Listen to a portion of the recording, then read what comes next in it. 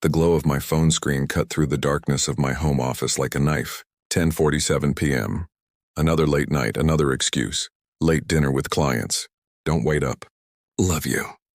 I stared at those words, feeling absolutely nothing. No anger, no hurt.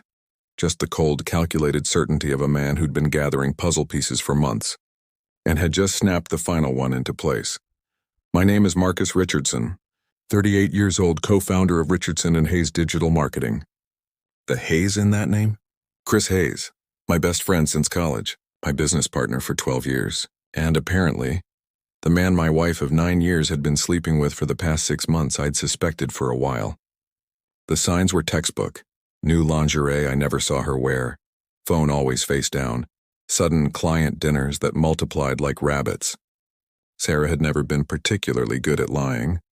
I'd just been too trusting to see through the thin veneer she'd constructed, but 3 weeks ago I'd found the proof I needed. Not by snooping, never that. I wasn't the type to rifle through phones or install tracking apps. No, the truth had simply walked up and introduced itself one Tuesday afternoon when I came home early with the flu. Sarah's laptop was open on the kitchen counter, logged into her email. I'd only meant to close it, I swear that was my only intention. But the subject line of the topmost email caught my eye. Last night was incredible. Can't stop thinking about you. The sender? Email protected, I didn't read it. I didn't need to. That subject line told me everything. For 3 weeks I'd been planning, watching, waiting. I'd hired a private investigator, not for confirmation, but for documentation. Photos, timestamps, locations, a paper trail that would be useful for what was coming. I'd quietly consulted with lawyers, accountants, and a PR specialist I trusted. I'd reviewed every contract, every partnership agreement, every single document that tied me to Chris Hayes. And tonight, I'd checked Sarah's location sharing, something she'd forgotten she'd left on for me 2 years ago during a work trip, just in case. The blue dot pulsed steadily from the Grand Imperial Hotel, downtown. Room service tickets under Chris's corporate account. The investigator had been thorough. I looked at her text again and smiled. Not a happy smile, the kind of smile a chess player makes when they see checkmate 3 moves ahead. My fingers moved across the screen with deliberate precision. Tell Chris I want my shirt back. I hit send and leaned back in my leather chair, the one Sarah had bought me for our 5th anniversary. Funny how objects become monuments to lies. The 3 dots appeared almost immediately. Typing, stopping, typing again, then nothing. I watched as those dots disappeared and reappeared 4 times in 2 minutes. I could practically see her panic, the color draining from her face. Hands shaking, showing Chris the message. Both of them trying to calculate how much I knew, how I knew what it meant. Then at 10:51 p.m., her location sharing turned off. I laughed, actually laughed out loud in my empty office. That was as good as a signed confession. If she'd been innocent, she would have called immediately, confused and concerned. Instead, she'd circled the wagons and cut off my view. My phone rang. Sarah. I let it go to voicemail. It rang again, voicemail. A text came through. Marcus, what are you talking about? Are you okay? Too little, too late, and far too transparent. I opened my laptop and navigated to Facebook. My fingers hovered over the keyboard for just a moment before I typed. When you build something with someone, you never expect them to steal everything that matters. Trust is earned in years but destroyed in seconds. Tomorrow the truth comes out. Cryptic enough to generate curiosity, specific enough to plant seeds. I set the post to public and hit share. Then I poured myself 3 fingers of scotch, called my lawyer, and said 3 words. Tomorrow, 10 a.m., boardroom. The next 12 hours were going to be the longest of Sarah and Chris's lives. For me, they'd be the most satisfying. I didn't sleep. I didn't need to. Adrenaline and righteous fury make surprisingly effective substitutes for rest. By 6 a.m., I was showered, suited, and sitting in my kitchen with coffee and my laptop, watching my Facebook post explode. 300 reactions, 147 comments. The speculation was running wild. Everything from bankruptcy announcements to health scares. Several mutual friends had messaged privately, concerned. I responded to none of them. Sarah never came home. At 6:47 a.m., she texted, "We need to talk." "This is all a misunderstanding," I replied. "You're right. We do need to talk." My lawyer will contact you this afternoon with a time and place. 3 dots. Then nothing. At 7:15 a.m., Chris called. I answered on the 4th ring, keeping my voice perfectly neutral. Chris. Marcus, hey man. His voice was strained, trying for casual and missing by a mile. Weird question, but what was that post about last night? People are asking me about it. Are they? I took a sip of coffee. That must be uncomfortable for you.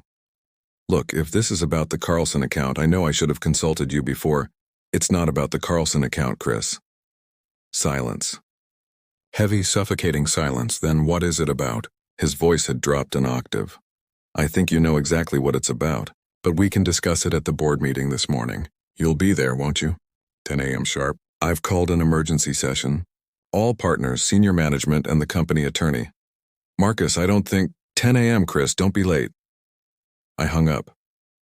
My phone immediately started ringing again. I turned it off. The drive to the office felt different. Every street, every building looked sharper somehow, colors more vivid. The sky was that particular shade of blue that only comes after a storm, when the air has been scrubbed clean. Appropriate. I arrived at Richardson and Hayes at 8:30 a.m. The office wouldn't officially open until 9, but I had keys, codes, access to everything. After all, I'd built this place from nothing. Our office occupied the entire 14th floor of the Meridian Tower downtown. Floor-to-ceiling windows offered panoramic views of the city. Exposed brick walls, modern furniture, an espresso bar that would make any cafe jealous. We designed it together, Chris and I, back when we actually meant something. I went straight to the boardroom and began setting up. Projector, laptop, a manila folder for each seat at the table. I'd prepared 12 folders, one for each board member, senior partner and our company attorney, Patricia Chen. Each folder contained the same materials, photographs time-stamped and dated, showing Sarah and Chris at various hotels over the past 6 months, credit card receipts from romantic restaurants, screenshots of hotel reservations, text messages that my investigator had legally obtained through Sarah's cloud backup when she'd briefly left her iPad unlocked at a coffee shop, where he'd accidentally sat nearby. I wasn't just exposing an affair. I was documenting a pattern of behavior that violated multiple clauses in our partnership agreement, specifically the morality and ethics clauses we'd insisted on when we'd taken on investors 3 years ago. Chris had signed those documents. He'd agreed that any behavior that could bring disrepute to the company or damage business relationships would constitute grounds for removal from leadership and potential buyout of his shares at a reduced valuation. Sleeping with your business partner's wife? That definitely qualified. At 9:15, Patricia arrived, followed shortly by the other board members. They all looked confused, concerned, whispering among themselves. I greeted each one professionally, asking them to take their seats but not to open their folders yet. Chris arrived at 9:52, looking like he'd aged 5 years overnight. His suit was wrinkled. He'd probably slept in his car or a hotel room. His eyes were bloodshot and his hands trembled slightly as he reached for his coffee. Our eyes met across the boardroom. For 12 years, this man had been my brother in everything but blood. We'd started this company in my garage with a business plan written on napkins and a dream bigger than both of us. We'd survived the lean years, celebrated the victories, supported each other through every challenge, and he'd thrown it all away for what? An affair with my wife? Thank you all for coming on short notice, I began, standing at the head of the table. I apologize for the early hour and the cryptic nature of my summons. What we're about to discuss is sensitive. Chris started to stand. Marcus, maybe we should... Sit down, Chris. My voice was ice. He sat. I clicked the projector remote. The first image appeared on the screen behind me. Sarah and Chris, kissing in the parking garage of the Grand Imperial Hotel. Timestamp from 2 weeks ago. The room erupted in gasps. What we're about to discuss, I continued, my voice perfectly steady, is a systematic violation of company ethics policy, breach of partnership agreement, and the moral bankruptcy of a man I once called my best friend. Part 3. The boardroom reckoning. The silence in that boardroom was absolute.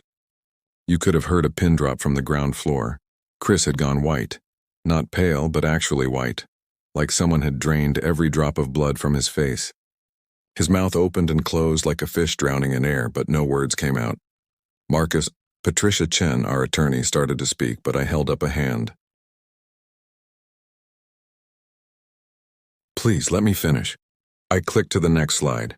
Another photo. Sarah and Chris having dinner at Marcello's, the Italian place where she and I had our first date. The irony wasn't lost on me. These images were obtained legally through a licensed private investigator over the past 3 weeks. Every photo is time-stamped, every location verified. Click. Another image. Then another. I let them pile up one after another, each one a nail in Chris's professional coffin. For those wondering why I'm presenting this information in a board meeting rather than handling it privately, I turned to face Chris directly. This isn't just about my personal life. It's about breach of contract. I nodded to Patricia, who opened her folder and began reading in her crisp, professional tone. Section 7, Paragraph 3 of the Richardson and Hayes Partnership Agreement, signed by all founding partners on March 15, 2017. Any partner engaging in behavior that brings public disrepute to the company, damages business relationships, or violates ethical standards of professional conduct may be subject to removal from leadership positions and forced buyout of company shares at a valuation determined by majority board vote. David Morrison, our CFO, leaned forward. You're saying this qualifies?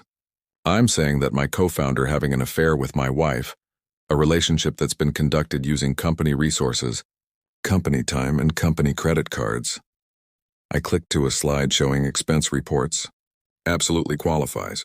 These dinner receipts, filed under client entertainment. These hotel stays, business travel. Chris has been using company funds to finance his affair with my wife. That got their attention. Fiduciary responsibility violation was something the board couldn't ignore, even if they'd wanted to overlook the personal betrayal. Chris finally found his voice. Marcus, please. Can we talk about this privately? This doesn't need to be public? I laughed, bitter and sharp. You made it public when you took my wife to hotels downtown where half our clients stay. You made it public when you filed expense reports that our CFO had to review. You made it public when you decided that your personal gratification was more important than the company we built together. I never meant... Chris stood up, hands raised placatingly. It just happened. We didn't plan. It just happened for 6 months. My voice rose for the first time. It just happened at least 37 documented times. It just happened when you looked me in the eye every single day and called me your brother. The room was riveted. I could see the board members exchanging glances, the calculations happening behind their eyes.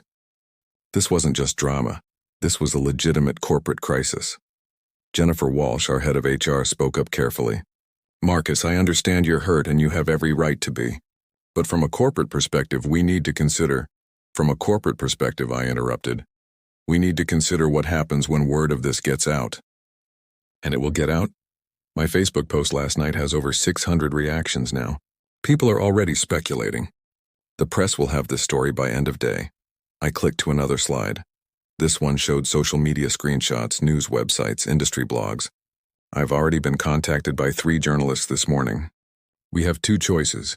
We handle this proactively and professionally, demonstrating that Richardson and Hayes has integrity and accountability, or we let it become a scandal that destroys our reputation. Patricia was nodding slowly. He's right. From a legal standpoint, the ethics violation is clear. From a PR standpoint, we need to get ahead of this.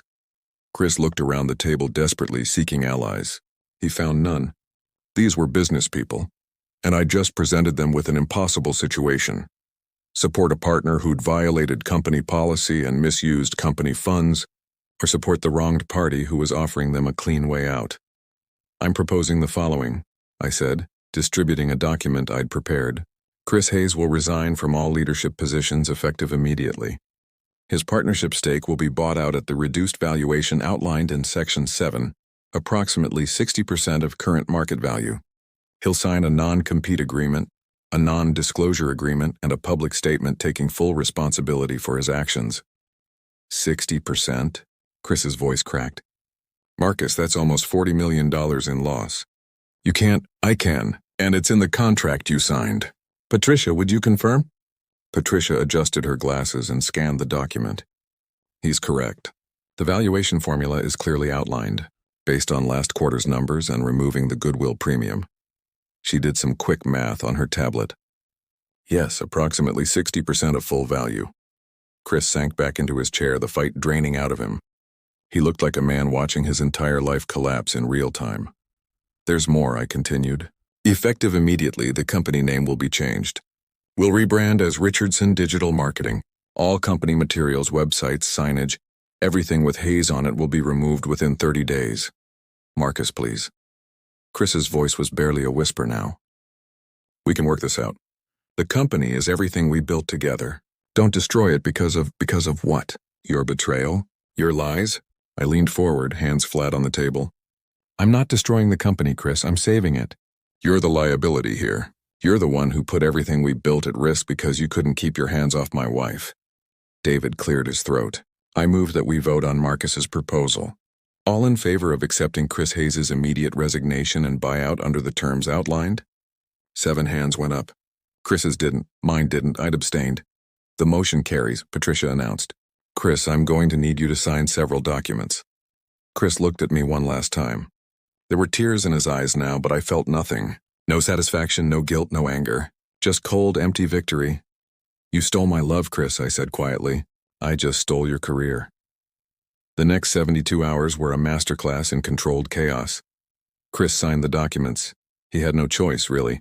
Patricia had made it clear that if he fought the buyout, we'd countersue for fraud and misappropriation of company funds, which could result in criminal charges. He'd lose everything, including his freedom.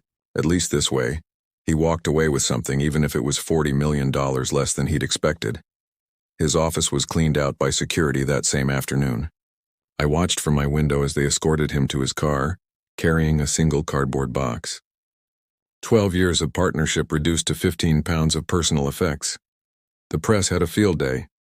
By Tuesday evening, the story was everywhere. Marketing mogul catches business partner in affair, executes boardroom coup. Richardson Digital founder exposes betrayal, seizes control of multi-million-dollar company. When business gets personal, the Richardson-Hayes split. We issued a carefully worded statement through Patricia. Richardson Digital Marketing, formerly Richardson and Hayes, confirms that Chris Hayes has resigned from all positions within the company due to violations of company ethics policies and partnership agreements. We are committed to maintaining the highest standards of professional conduct and integrity. The company remains strong, and we look forward to continuing to serve our clients with the same excellence they've come to expect. Professional, clean, no dirty details, but enough truth to satisfy the vultures. Our clients were surprisingly understanding. I'd spent Monday and Tuesday personally calling our top 20 accounts, explaining that there had been a leadership change, but that their service would not be affected. Most already knew something was happening. Social media moves faster than official statements, and several admitted they'd always preferred working with me anyway. The Carlson account, our biggest, worth $12 million annually, actually increased their contract. Marcus, Tom Carlson told me on a video call, I've been in business 40 years. I've seen partnerships implode over money, ego, and yes, infidelity. The fact that you handled this professionally instead of letting it turn into a public brawl tells me everything I need to know about your character. We're with you. By Wednesday, Richardson Digital Marketing's stock price had stabilized after an initial dip. Investor confidence remained strong. I'd proven that the company wasn't dependent on Chris Hayes. It had always been about the team, the strategy, the work. But Sarah was a different story. She'd been staying at her sister's house since that first night. We'd communicated only through lawyers, carefully worded emails that avoided anything that could be used against either of us in divorce proceedings. But on Wednesday evening, she showed up at our house, my house now. She'd agreed to move out permanently. I was in the living room working on my laptop when I heard her key in the lock. I'd forgotten to change the locks, an oversight I'd remedy tomorrow. She looked terrible. Her hair was unwashed, pulled back in a messy ponytail. No makeup. The designer clothes she usually wore had been replaced by yoga pants and an oversized sweater. She'd been crying, her eyes were red and swollen. Marcus, she said, standing in the doorway like a stranger in her own home. Please, can we talk? I saved my document and closed my laptop. What's left to talk about, Sarah? I'm sorry, her voice broke. I'm so sorry. It was a mistake. It meant nothing. I never wanted to hurt you. It meant nothing? I stood up and she actually flinched. 6 months, Sarah, 37 times. Hotels, restaurants, lies upon lies upon lies. That's not nothing, that's a choice. Multiple choices. Hundreds of choices every single day to betray me. I wasn't thinking clearly. Chris and we were working late so many nights and we were stressed and it just, don't. I held up a hand. Don't you dare blame this on stress or proximity or any other excuse. You're a grown woman. You made a choice. Own it. She was sobbing now, full ugly crying, the kind that's impossible to fake. I love you, Marcus. I've always loved you. This thing with Chris, it was just, I don't know what it was, but it's over. It's been over. Please, we can get past this. Couples survive infidelity. We can go to therapy, we can work. No, I said simply. We can't. Marcus, please. Sarah, do you understand what you've cost me? Not just my marriage, which was apparently disposable to you. Not just my best friend who wasn't worth the title. You cost me my trust, my ability to believe in anything I thought was solid. Every memory we have together is tainted now. Every anniversary, every vacation, every moment I thought we were building something real, it's all poisoned. That's not fair. We had 9 good years. 9 years of real love, real partnership. Did we? I moved closer and she backed up against the door. Because I'm sitting here wondering how much of it was real. Were you thinking about him on our anniversary last year? When you told me you loved me, were you comparing me to him? When we made love, were you wishing I was someone else? No, Marcus, no, it wasn't like that. I compartmentalized. What we had was real and what I had with Chris was separate. I laughed, cold and bitter. Compartmentalized. That's an interesting word for betrayal. Tell me, Sarah, did you compartmentalize when you used our credit card to buy lingerie for your hotel visits? Did you compartmentalize when you lied to my face every single day? She had no answer for that. What answer could there be? The divorce papers will be filed Friday, I continued. I'm not asking for anything from you except what's mine. The house stays with me. I bought it before we married and the prenup is clear. Your car, your clothes, your personal accounts, that's all yours. We'll split the joint accounts 50-50, which is more generous than you deserve. I don't care about the money, she whispered. Neither do I. Not anymore. Money I can make back. Trust? That's gone forever. She slid down the door until she was sitting on the floor hugging her knees. What about Chris? Are you going to... I don't know, is there any way you can forgive him? Forgive him? I stared at her. Sarah, I didn't just fire Chris, I dismantled him. His career in this industry is over. The non-compete I had him sign ensures he can't work in digital marketing for 5 years. His reputation is destroyed. Every future employer will Google his name and find this story. I didn't just take his job. I took his future. Her eyes widened. Marcus, that's cruel, is it? Was it cruel when he slept with my wife? Was it cruel when he looked me in the eye every morning and pretended to be my brother? Was it cruel when he used company money to finance his affair? He's destroyed, Marcus. He's fallen apart. I've talked to him. You're still talking to him? The words came out sharper than I intended. Not like, we're trying to figure out what to do. We both lost everything because of this. And there it was, the final truth I'd been avoiding. You're still with him, I said. Not a question. A statement, she didn't deny it. I walked to the door and opened it. Get out, Sarah. Take whatever you need tonight. I'll have the locks changed tomorrow. Communicate through lawyers from now on. Marcus, please, get out! She scrambled to her feet and ran past me, grabbing a bag she'd apparently left in her car. I watched her drive away, taillights disappearing into the darkness. Then I closed the door, locked it, and poured myself a drink. I'd won. I'd destroyed them both, taken everything that mattered, proven that betrayal has consequences. So why did I feel so empty? 3 months later, I sat in my newly renovated office, no longer ours, just mine, and reflected on what victory actually looked like. Richardson Digital Marketing was thriving. We'd signed 4 major new clients, hired 12 exceptional people to fill the gaps Chris's departure had created, and our quarterly revenue was up 18%. The rebrand had been smoother than expected. Turned out most clients had been dealing primarily with me anyway. The divorce was finalized. Sarah got her 50% of our joint accounts, about $400,000, plus her car and personal effects. I kept the house, my business, and my self-respect. The proceedings had been mercifully quick. When you have photographic evidence of infidelity and a prenup, there's not much to argue about. Chris had disappeared. I'd heard through the grapevine that he'd moved to Seattle. trying to start fresh where the story hadn't penetrated as deeply. The non-compete meant he was working as a consultant for a tech startup, making maybe a tenth of what he'd earned here. Sarah had apparently gone with him. That detail shouldn't have stung, but it did, not because I wanted her back. That door had slammed shut and been welded closed, but because it meant they'd actually ended up together. Their affair hadn't been just about sex or excitement or whatever excuse people use. They'd chosen each other even after losing everything. My phone buzzed. Another industry award nomination, Entrepreneur of the Year for my decisive leadership during corporate restructuring. They were calling my destruction of Chris's career, bold business, strategy. I should have felt proud, vindicated, victorious. Instead, I felt tired. The truth was, revenge had been satisfying for about 48 hours. That moment in the boardroom when Chris realized he'd lost everything, that had felt good. Changing the locks and watching Sarah drive away, also good.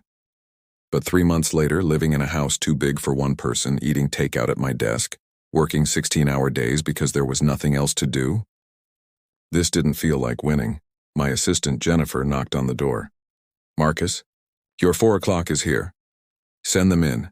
A young couple entered, mid-20s, nervous energy, clutching a business plan printed on premium paper.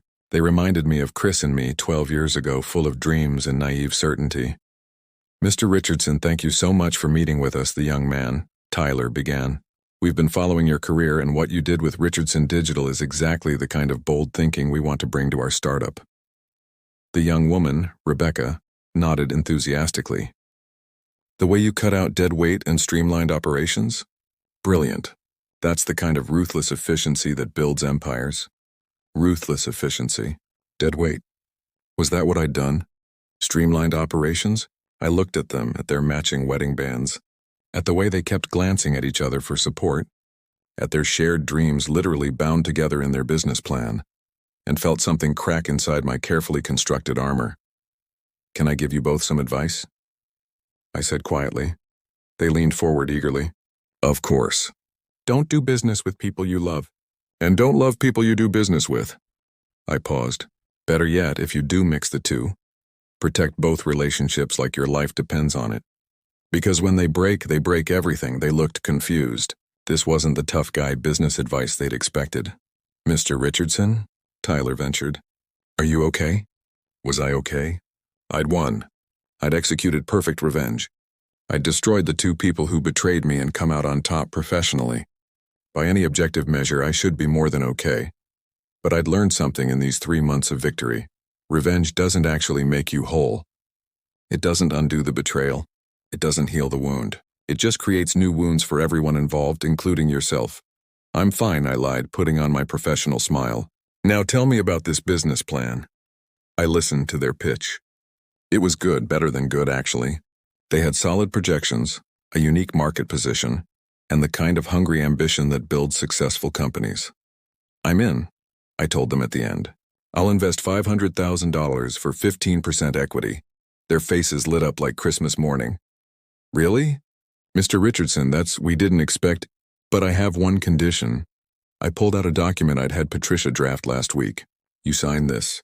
It's a partnership agreement with ethics clauses, conduct standards, and clear procedures for handling disputes. It includes mandatory arbitration before dissolution, required counseling for major conflicts, and severe penalties for breach of trust." Tyler looked at Rebecca. "This seems thorough. It's necessary. Trust me." I slid the document across the desk. "Sign it, abide by it, and protect what you're building. Both the business and your marriage. Don't make the mistakes I made." After they left, contract signed, check in hand, I turned to stare out my window at the city below. Somewhere out there, Chris was probably working late at his diminished job. Sarah was probably making dinner in whatever apartment they could afford now. And here I sat, in my empire, alone. My phone buzzed. Patricia. "Marcus, I have the final settlement figures from the Hayes buyout. The money has been transferred. You now own 92% of Richardson Digital." "Thank you, Patricia. You should celebrate. This is a major victory." "Yeah," I said, looking around my empty office. "Major victory." I hung up and pulled up my Facebook. My cryptic post from 3 months ago had over 2,000 reactions now. The comments had evolved from speculation to admiration for my savage handling of the situation.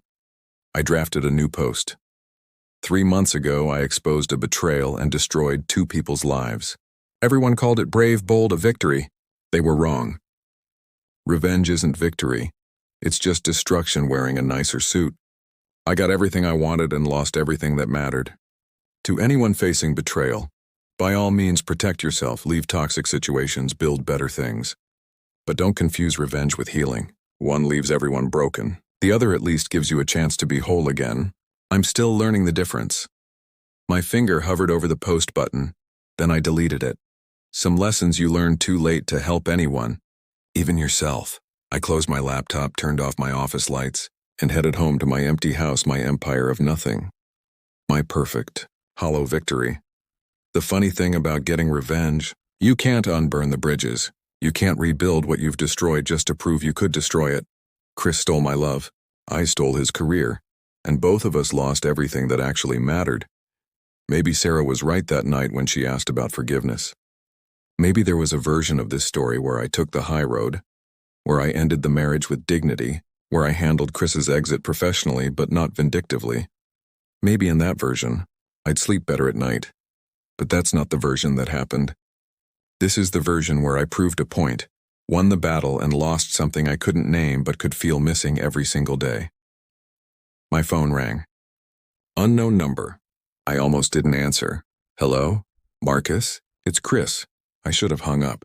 Instead, I found myself saying, "What do you want?" His voice was rough, broken. I wanted to say I'm sorry. Really, truly sorry. Not because I lost everything, I deserved that. But because I destroyed a friendship that meant more to me than anything else in my life. You were my brother, and I betrayed you in the worst way possible. I said nothing. I know you'll never forgive me, he continued. I don't expect you to.